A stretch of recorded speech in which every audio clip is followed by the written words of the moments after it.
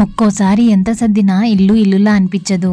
ఎక్కడో అక్కడ వస్తువులన్నీ అడ్డం తగులుతూనే ఉంటాయి. మనకు తెలియకుండానే అలా వదిలేస్తూ వెళ్ళిపోతూ ఉంటాం. అలా కాకుండా మన ఇల్లు అద్దంలా మెరవాలంటే ఏం చేయాలో ఈ వీడియోలో తెలుసుకుందాం. వీడియోలోకి వెళ్లే ముందు నా వీడియోస్ కనుక మీకు నచ్చుతున్నట్లయితే ఒక చిన్న లైక్ ఇచ్చి సబ్స్క్రైబ్ చేసుకొని సపోర్ట్ చేయండి. ఫ్లోర్ పైన ఏవైనా వస్తువులు పడినప్పుడు కానీ, లేక మనం ఇల్లు ఊడ్చేటప్పుడు కానీ, కింద పడ్డ ఆ వస్తువులన్నీ తీసుకెళ్లి ఏ టేబుల్ పైనో లేక ఫ్రిడ్జ్ పైనో అలా పెట్టేస్తూ ఉంటాం.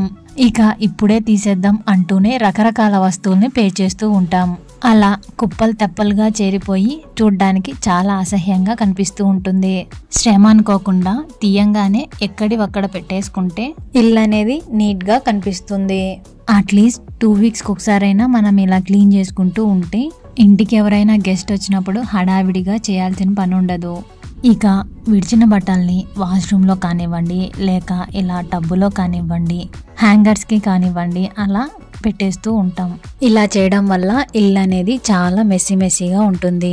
ఎంత సర్దినా ఏ రోజుకి ఆ రోజు ఈ కుప్ప వస్తూనే ఉంటుంది. కాబట్టి ఎప్పటికప్పుడు వాష్ చేసుకొని సర్దేసుకుంటే ఇల్లు అనేది నీట్ గా ఉంచుకోవచ్చు. ఇంకా కిచెన్ లో వంట చేసే హడావిడిలో ఎక్కడ వస్తువులు అక్కడే కౌంటర్ టాప్ మీద పెట్టేస్తూ ఉంటాం. ఇలా చేయడం వల్ల వంటగది అంతా చిందరవందరగా ఉంటుంది. శ్రమ అనుకోకుండా ఎక్కడివక్కడ పెట్టడం అలవాటు చేసుకోవాలి. ఇక బయట నుండి రాగానే గుమ్మం ముందున చెప్పులు ఎలా పడితే అలా పడేస్తుంటారు. అలా కాకుండా షూ స్టాండ్ లో మాత్రమే పెట్టేలా చూసుకోవాలి.